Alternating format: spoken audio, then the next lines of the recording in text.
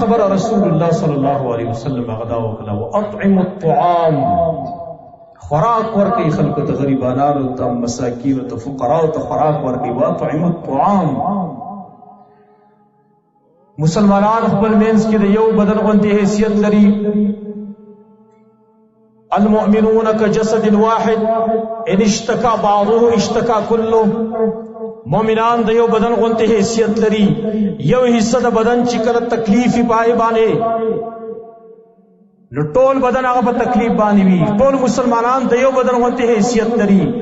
یو غریب دې په سخت تیری په کاده چې ټول مسلمانان دغه سخت برداشت کړي او د دې مسلمان دغه مدد وکړي.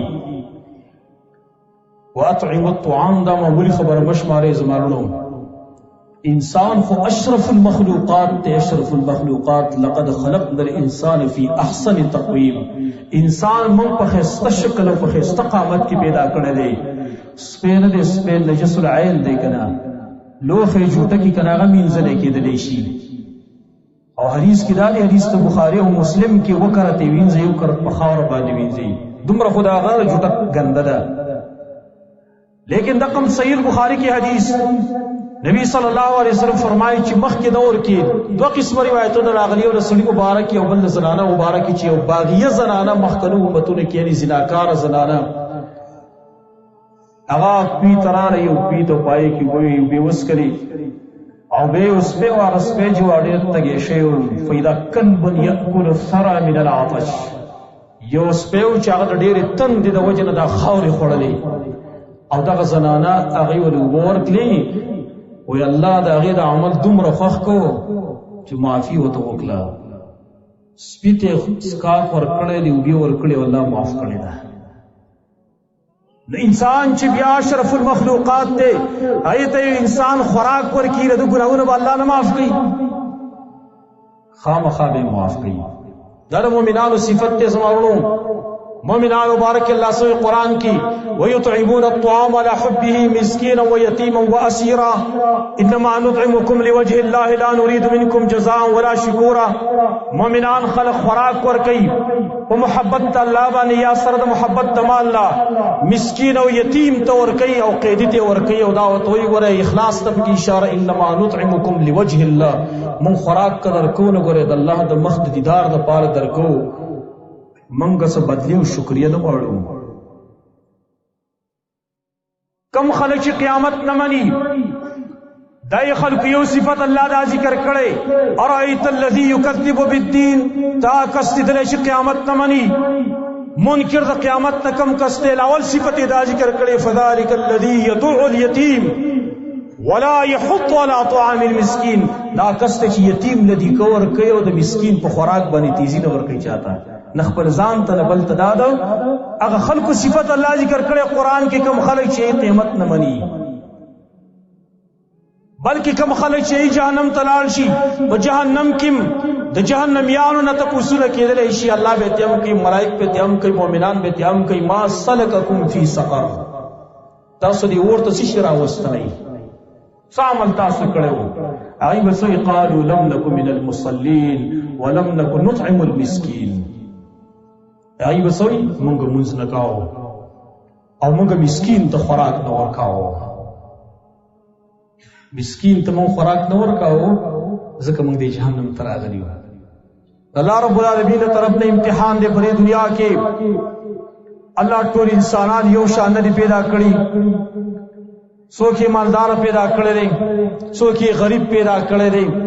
په غریب باندې په خپل غریبۍ کې امتحان دی، مالدار باندې په خپل مالدارۍ کې امتحان دی.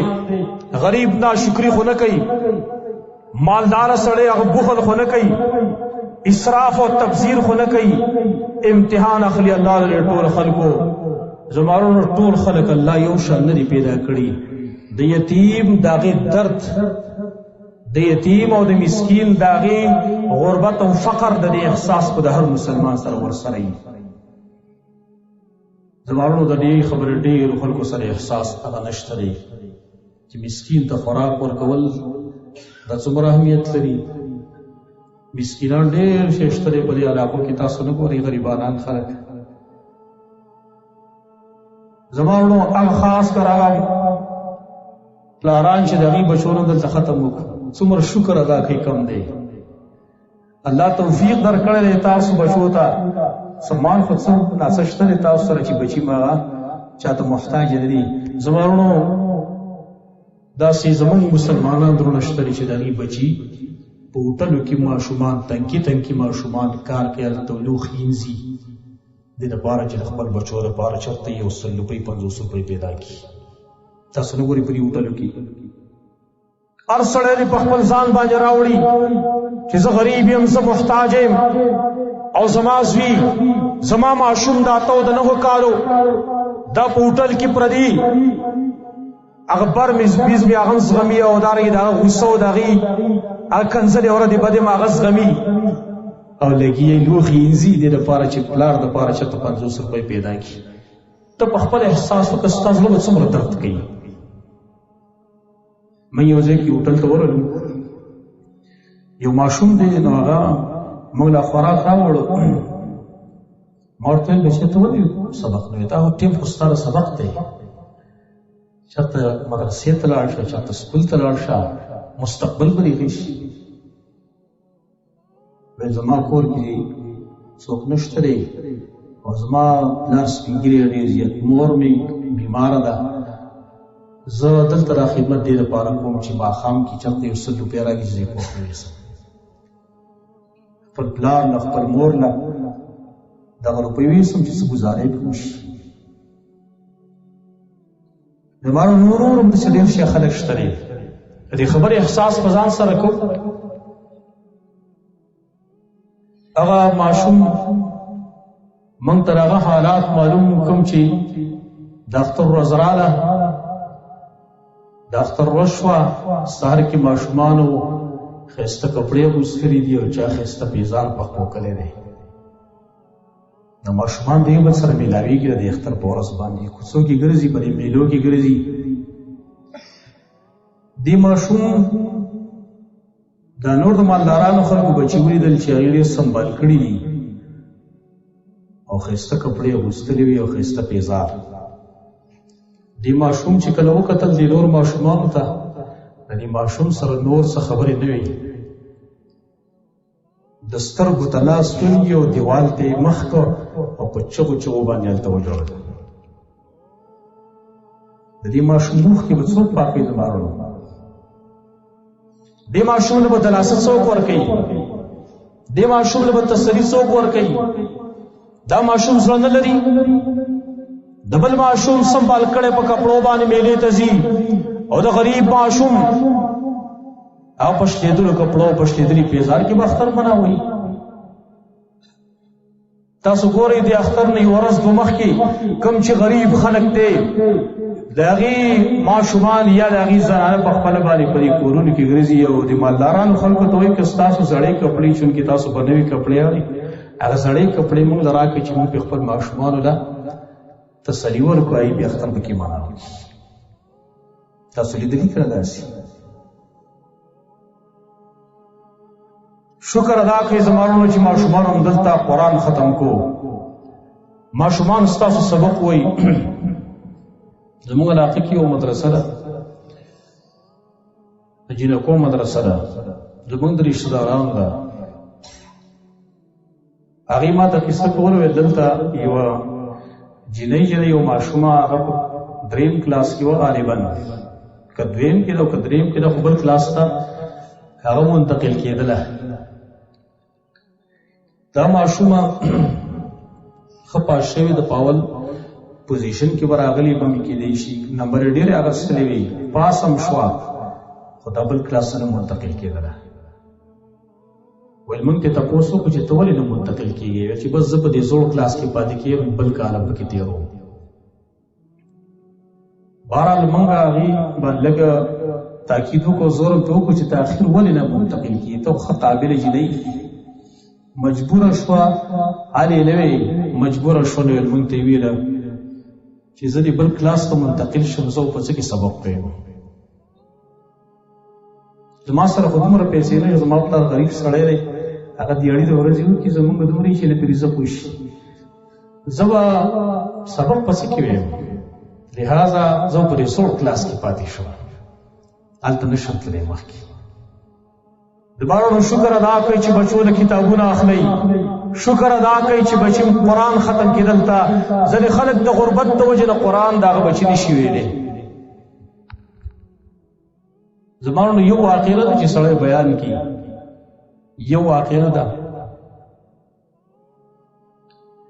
یو ځای کې تاسو په سوشل میډیا باندې کتلی، مونډه علاقه ته لیکي، مونډه زمونږ د علاقو سره نږدې مونډه یو بازار دی، پای کې یو سړي هغه د شپې څوکیداري کوي د بازار. د وړه ماشومان تقریبا د 2 کال د 8 کال د ژمي په دې یخو شپو کې دغه ماشوم د خپل پلار سره په بازار کې څوکیداري کوي. سوشل میډیا والا تپوس کوي ولې وایي ته هغوی زما پلار سپین ږیری دی، بوډا دی، یوازې دی تله، زه اوس ځکه دلته څوکیداري کوم. ماشومه نجلۍ هغه هلته څوکیداري دی کوي. الله نبي چې ویلي وو اطعموا الطعام، خوراک ورکوئ مسکین. تاسې نه ویلي ده خوراک ورکوئ مسکین د دې لپاره چې الله دنه خوشحاله شي، الله دنه راضي شي. بیا کمال پکې الله دومره ایښودلی. امام ابن ابي شیبه المصنف خپل کې حدیث نقل کړی دی، موقوف روایت ابو موسی اشعری رضی الله عنه خپل بچو ته نصیحت کوي، و بچو ګوره تاسو د صاحب الرغیفه د هغې نه ګوره کم نه شئ. صاحب الرغیفه کم یو مخکې امتونو کې بني اسرائیلو کې یو سړی و، تقریبا 80 کاله بندګي کړې وه، د الله عبادت یې کړی و. انسان دی کمزوری دی، کله کله خطا شي خپې وخوېږي، بس هغه نه بدکاري وشوه، بدکاري ترې وشوه، هغه د غزي نه وتښتېد، لاړ بل ملک ته لاړ، په سفر باندې لاړ. دی په یو ځای کې هلته په یو مسجد کې په یو عبادت خانه کې هغه شپه هلته واغېستله، خلکو له روټۍ راوړله. په دې کې یو 2 مساکین را 2 مسکینان راغله، او د دې مطالبه وکړه چې موږ له خوراک راکړه. دی راولګېد، ځان یې لار پرېښود، هغه روټۍ 2 ځای کړه، یو مسکین له ورکړه، بل مسکین له ورکړه. رسول الله صلی الله علیه وسلم دغه عظیم صحابي ابو موسی اشعری رضی الله عنه د حدیث چې بیان کړی دی د نبی صلی الله علیه وسلم نه بیا اوري، ځکه مخکنو خلکو واقعات دا خو د ځانه نه بیانېږي. نو کله چې د انسان وفات شو، الله ورسره حساب کاوه، عالم ارواح کې هم کله حساب کیږي که نه، الله ورسره حساب کاوه. نو ویل چې هغه 80 کاله عبادت یې راوړی، هغه په یو تله کې کېښودو. بیل چې اوس هغه زنا راوړی، زینې په بله تله کې کېښودله، زنا پې غالبه شو، د 80 کاله عبادت دا خراب شو، زنا په وجه باندې. وی بیا آواز وشو چې اوس هغه 2 روټۍ راوړی، هغه روټۍ 2 حصې روټۍ راوړی. چې کله یې روټۍ راوړه، بیا د هغه اعمالو څه کېښودل، هغه په هغه زنا باندې غالبه شو.